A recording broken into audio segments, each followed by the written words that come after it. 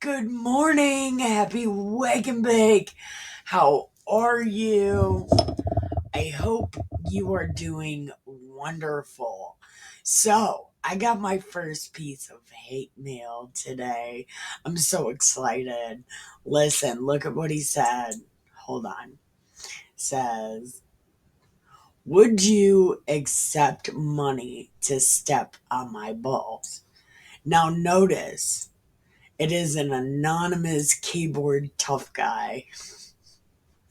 So I just want to say, only if I can super glue Monopoly houses to your ball sack and dress like Godzilla so it's legit. Because there's no reason to smash anything unless, there's houses involved. So if I can super glue Monopoly houses to your ball sack and dress like Godzilla. Otherwise, it's not legit, and I can't tell anybody about it. Now, the one way I would is if you had a pretty penis or you were a transvestite, because really, all penises are the same when you look at them, except for there's crooked ones. I bet you have a crooked one, don't you? Look, if you have a J, look, if you have a pecker shaped like a J, let me know because I can break it all the way, like turn it all the way. J. So, yeah. So listen, if you're a transvestite, I really do want to see your penis. So then I can blast it all over the place. I'm going to send it to everybody I know.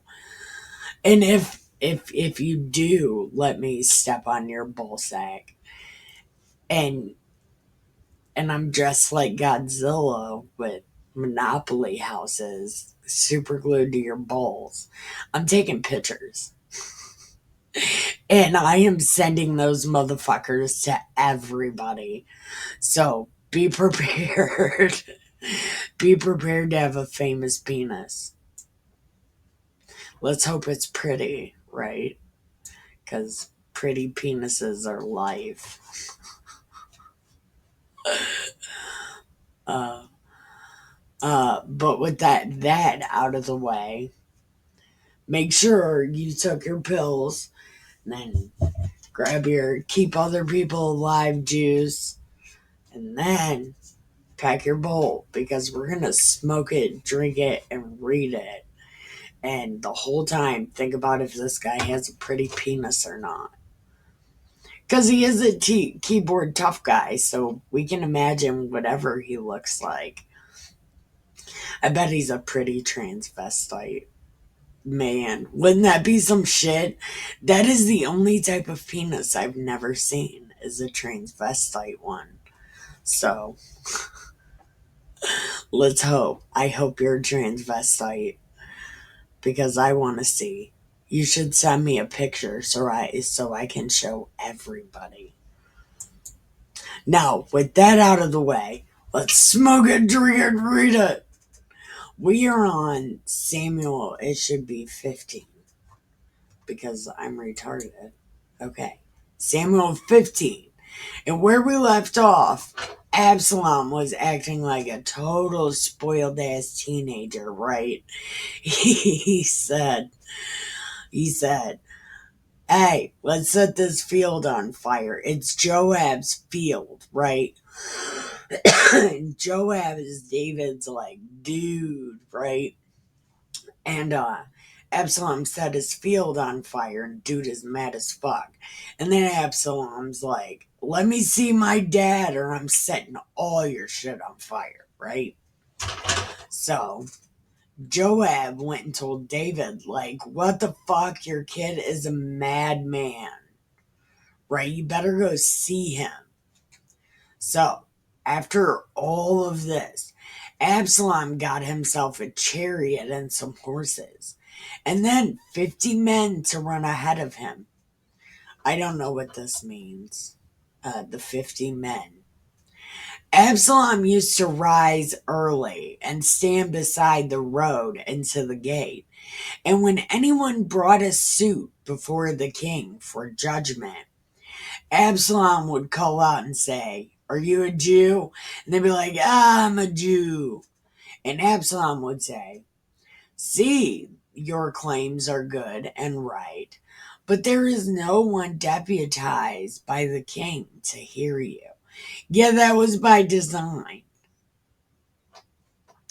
Absalom said, "Moreover, if only I were the judge of you.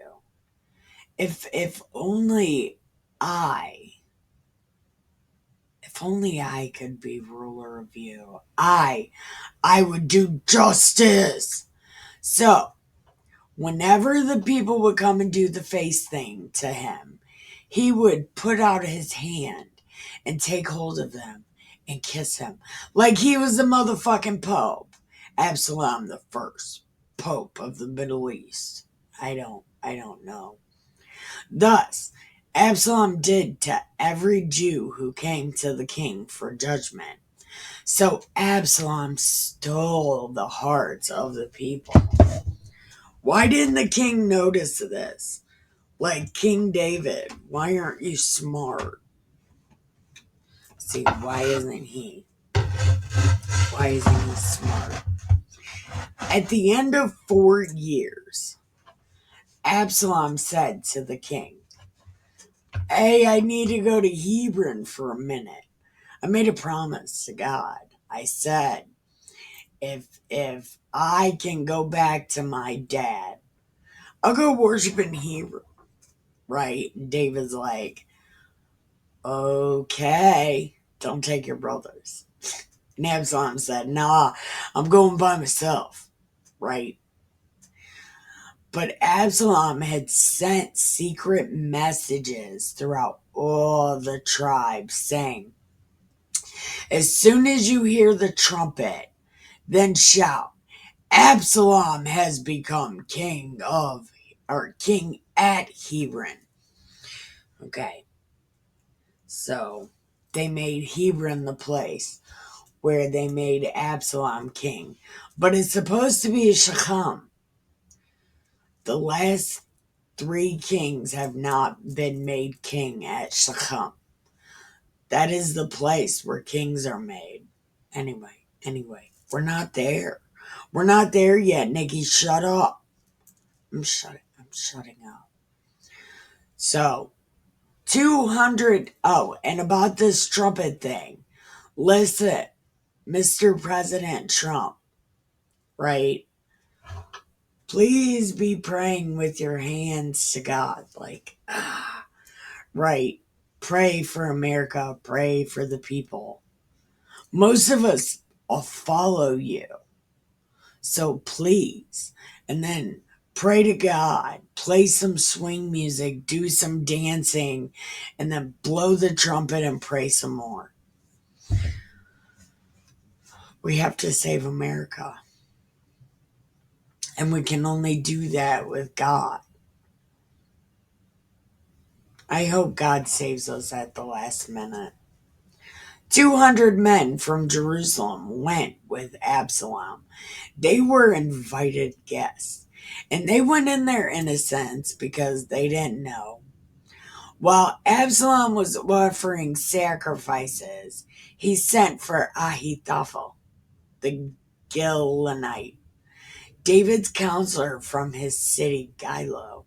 The conspiracy grew in strength, and the people with Absalom kept increasing. A messenger came to David, saying, "Absalom, he's been a bad, bad man." Then David said, all right, we gotta go. We gotta go because we're not going to be able to escape from Absalom. So we gotta go because he's about to fuck shit up. Right? And then the officials were like, "Whatever you say, Doug, we're with you." Right? So the king left, followed by all his household, except 10 concubines, whom David left behind to look after the house. Now remember what God said about these whores, okay? Well, actually, God said wife. Would a concubine be a wife? Because they get married by having sex. So he's married to him. Okay. The king left, followed by all the people, and they stopped at the last house. The last house on the block. That's the scariest house on the block.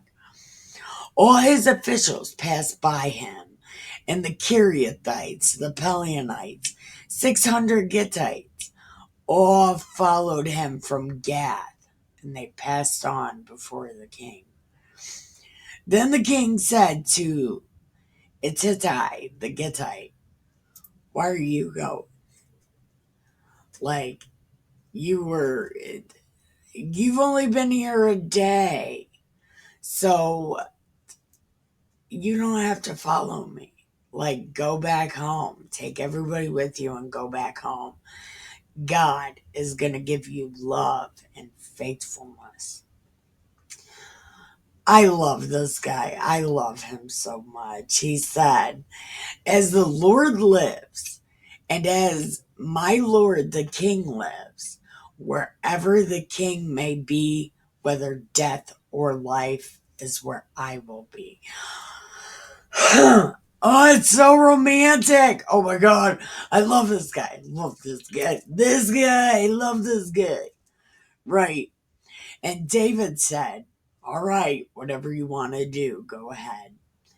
So dude went, and all of his family and everybody with him went. The whole country wept aloud as all the people passed by.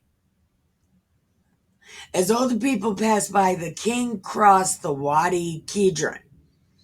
Okay. This is a place where they grind up all the other gods, and then they put the ashes in the river at the Wadi Kidron. In some Bibles, they call it the Brook Kidron, but it's the Wadi Kidron, and that's where they put all the ashes of the other gods. And all the people moved on toward the wilderness. Abiathar came up, and Zadok with all the Levites carrying the ark. And they set down the ark of God until all the people had passed out of the city. Then the king said to Zadok, carry the ark back to the city. David! Why does he do this? Why? This isn't even the worst one David does, where he's like, yeah, bring it. No, take it back. Take it back. It can't. It can't.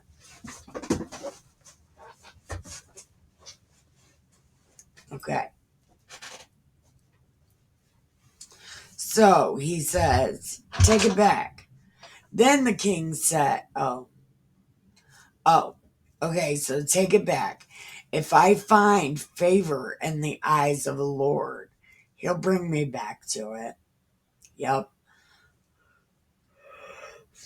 But if he's like, nah, fuck you, right? I'm gonna die. So, go back to the city. Look. Hey, listen.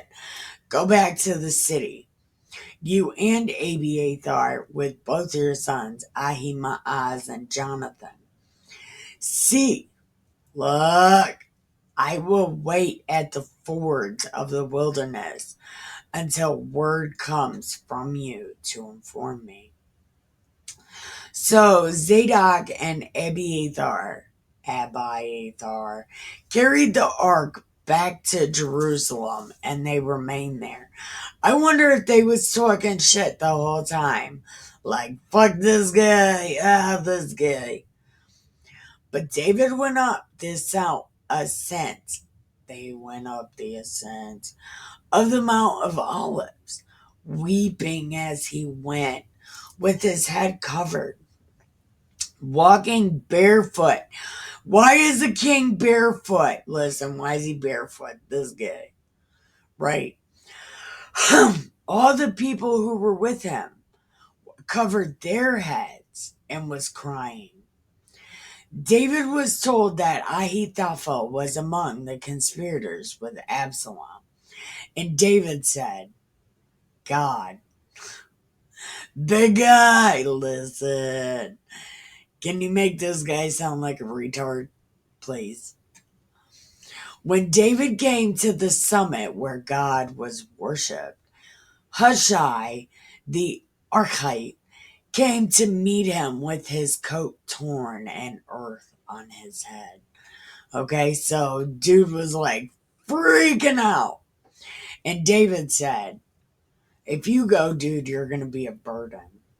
But if you return to the city and say to Absalom, I will be your servant as I have been your father's servant. So now I will be your servant. When you will defeat for me. Oh, okay, so tell Absalom, hey, I'm your guy. And then you're gonna, fuck this Ahithophel up. The priest Zadok and Abiathar will be with you there. So whatever you hear from the king's house, tell it to the priests.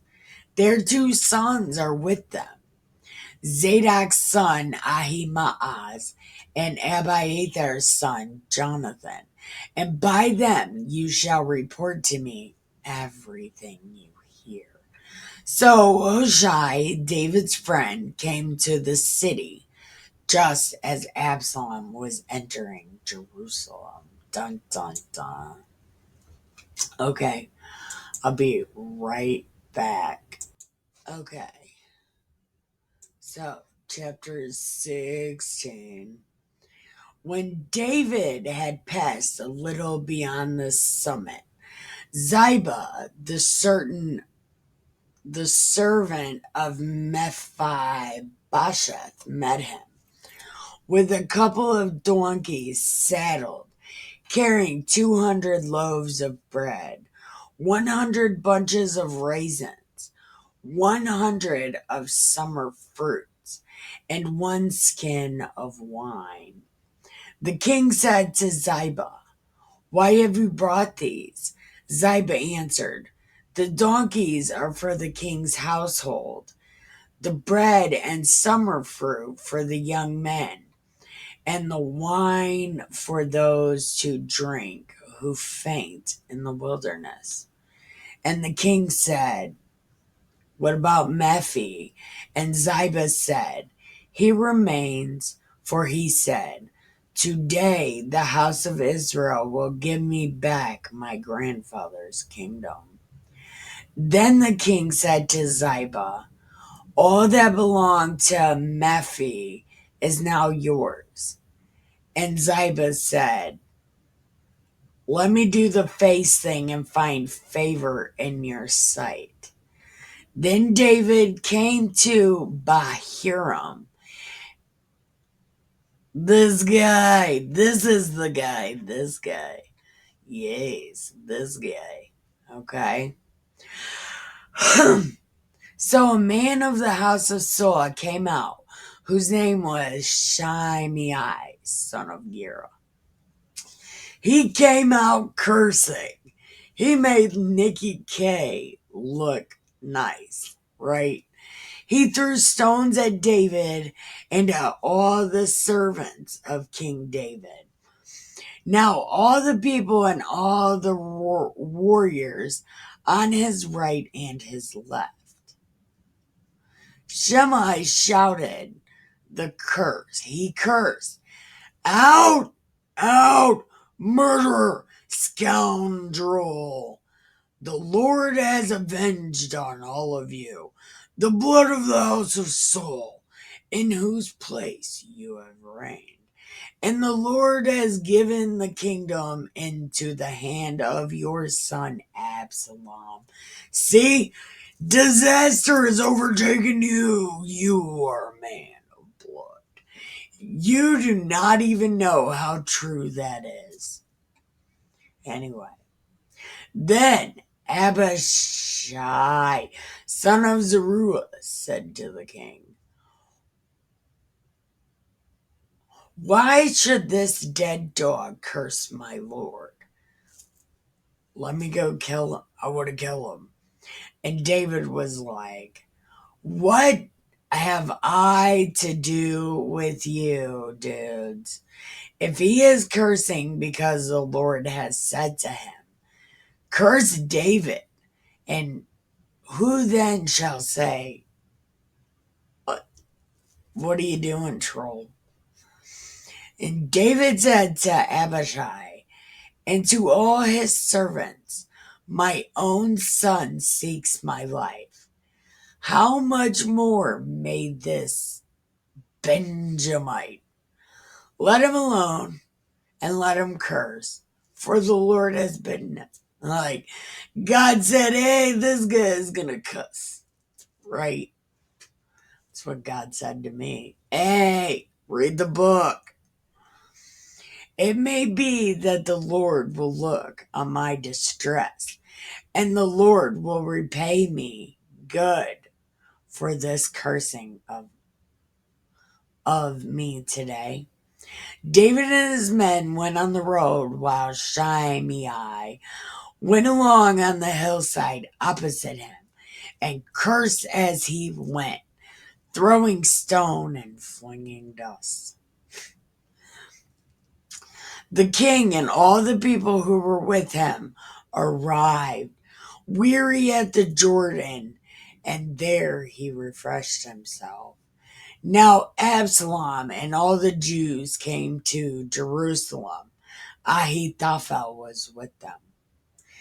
When Hushai the Archite came to Absalom, Hushai said, long live the king, long live the king.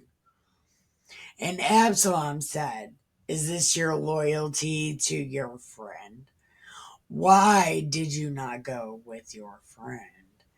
And Hushai was like, no, but whom the Lord and this people have chosen, his I will be, and with him I remain. Moreover, whom should I serve? Should it not be his son? Just as I have served your father, I will serve you. And then Absalom was like, what do you want to do? And Ahithophel said, go into your father's concubines, the one he has left to look after the house, and all Israel will hear you have made yourself odious to your father, and the hands of all who are with you will be strengthened. This is what God said. God said this was going to happen. Okay? So they pitched a tent for Absalom on the roof, and Absalom went into his father's concubines in the sight of all Israel. God said that was going to happen. Now, in those days, the counsel that Ahithophel gave was as if one consulted the oracle of God. So all the counsel of Ahithophel was esteemed by both David and by Absalom. I don't know what that means, but okay. Now we're about to go to chapter 17. 1 second. Okay, so chapter 17. This is gonna be the last chapter for until tonight. So, Second Samuel chapter 17. Moreover, Ahithophel said to Absalom, let me choose 12,000 men, and I will set out and pursue David tonight. I will come upon him while he was weary and discouraged, and throw him in a panic, and all the people who are with him will flee, and I will strike down only the king. And I will bring all the people back to you as a bride comes home to her husband. You seek the life of only one man, and all the people will be at peace. The advice pleased Absalom and all the elders of Israel. And then Absalom said, call Hushai, and let us hear what he has to say. Then Hushai came to Absalom, and Absalom said, Ahithophel says, let's just kill David only. So, what do you think? And Hushai said, this time, the counsel that Ahithophel has given is good. You know that your father and his men are warriors, and that they are enraged like a bear robbed of her cubs in the field. Besides, your father is an expert in war. He will not spend the night with the troops. Okay, so you know your dad's like half werewolf and half vampire, right? Like your dad is no joke. He sleeps in trees.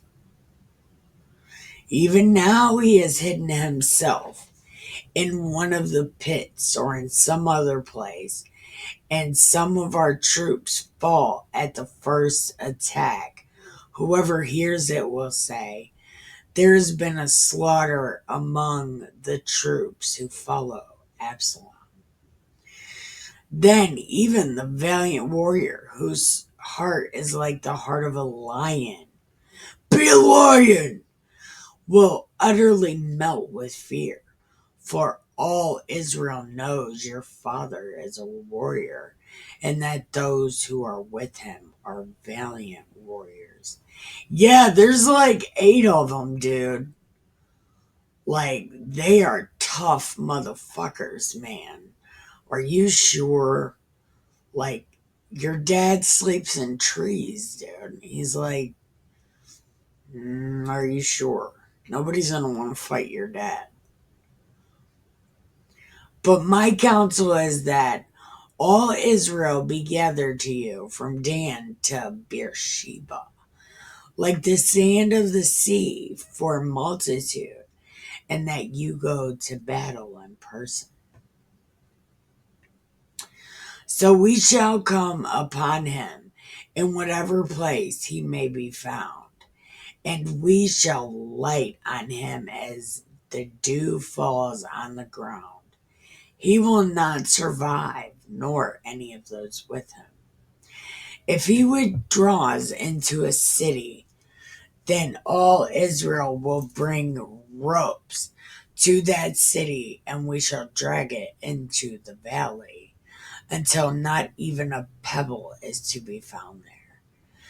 Then Absalom and all the men said, the counsel of Hushai is better than the counsel of Ahithophel, for the Lord has ordained to defeat the good counsel of. Yeah, so Ahithophel is no good. We need to kill him. Then Hushai said to the priests Zadok and Abiathar, thus, listen, they're about to go attack David. Therefore, tell him, don't go to fucking sleep, right? Sleep now. Wake up. Right? Don't. No, this guy's coming. This guy's coming. And you guys are gonna die. So get ready. Jonathan and Ahimaaz were waiting at Enrogel for a servant girl used to go and tell them, and they would go tell King David, for they could not risk being seen entering the city. But a boy saw them and told Absalom. Both of them went away quickly. Yeah, but what the fuck? What the fuck? How do people know what's happening? Listen. So he was like, these dudes ran away. And they came to the house of a man of Bahiram who had a well in his courtyard, and they went down to it. The man's wife took a covering and stretched it over the well's mouth and spread out grain on it, and nothing was known of it.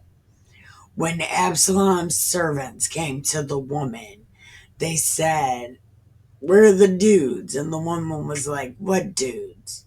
"Oh, those dudes, they went over there." But the dudes couldn't find them and returned to Jerusalem. After they had gone, the men came up out of the well and went and told David. And they told David, "Hey, yo, go right now because this dude's coming." They're coming. So David and all the people who were with him set out and crossed the Jordan by daybreak. Not one of them was left who had not crossed the Jordan. Then Ahithophel saw his counsel was not followed. He saddled his donkey, went home, set his house in order, and hanged himself. He died and was buried in the tomb of his father. Dun dun dun. These people are so emo. Like, nobody likes what it said. Then David came to Mahanaim, while Absalom crossed the Jordan with all the men of Israel. Now Absalom had set Amasa over the army in place of Joab. Amasa was the son of a man named Ithra, the Ishmaelite, who had married Abigail, Joab's mother's daughter.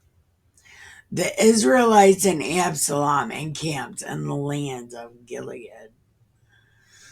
Every time I see Gilead, I always think of Stephen King's The Dark Tower. I read all those books. And Roland, he's from Gilead. At least in that story, that's where he's from. So, okay. When David came there, Shobi, son of Nahash, from Rabbah of the Ammonites, and Machir, son of Amamiel, from Lodabar, and Barzillai,